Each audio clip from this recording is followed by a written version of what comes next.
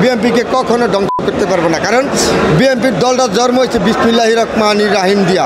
এই শব্দের মাঝে বড় বরকত, এই জিয়া রহমানের হাতের গড়া দল, এই দল ধ্বংস করার মতন বাংলাদেশে কোনো লোক আল্লাহ পাক ছাড়া আর কেউ ধ্বংস করতে পারবে না। তত্ত্বাবধান সরকারের পরিকল্পনা করছে বিএনপিকে এখন করার জন্য ষড়যন্ত্রের মাধ্যমে। তাইলে কেন জনতার মেয়রকে দায়িত্ব দেয় না? আপনারা বলেন, তত্ত্বাবধান সরকারের কি ক্ষতি করছে? তত্ত্বাবধান সরকার আওয়ামী লীগের মতো নয়, স্বৈরাচারী এরকমভাবেই চলছে তত্ত্বাবধান সরকার, কিন্তু জনগণের বান্ধব না। অত নির্বাচিত সরকার না, বিএনপিতে সহযোগিতা করে আমার ইন্নুর চাপে বসাইছে।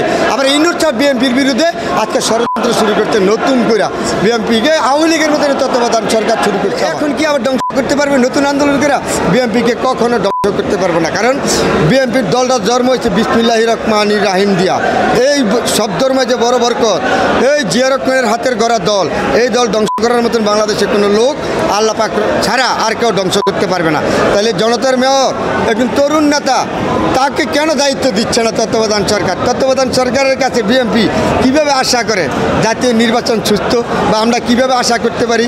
আপনারা বলেন তো, বলার কোনো কারণ না কেন? একটা সাধারণ লোকাল নির্বাচন, এটাই তত্ত্বাবধান সরকার সহ্য করতে পারে নাই। ইন্নুর সরকার কেন চোখকে দেখে না? এই আন্দোলনটা 1.5 মাস, এমন একজন জনগণের সেবা প্রতিষ্ঠান আজকে 1.5 মাস ধরে কেমন করে বন্ধ থাকে?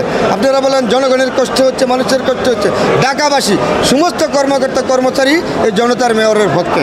তারপরে কেন তত্ত্বাবধান সরকার কানে যায় নাই, দেখে নাই? তত্ত্বাবধান সরকার কি সুবিধা নষ্ট হয়ে যেত ওকে মেয়রের দায়িত্ব দিলে? এটা আপনাদের বিবেককে আপনারা জিজ্ঞাসা করেন। দেশবাসীর কাছে আমি এটাই দিলাম, একজন তরুণ নেতা, তার প্রতি আমি সম্মান রেখে বলেছি, আমি কোনো দল নিয়ে দেশের প্রতি সম্মান মধ্যে বিএনপি দলটা আল্লাহ পাক রব্বুল আলামিন কোনোভাবে ধ্বংস করতে পারবে না। যত ষড়যন্ত্র করে 17 বছর পারে নাই, এই তত্ত্বাবধান সরকারও পারবে না, যত ষড়যন্ত্র করে।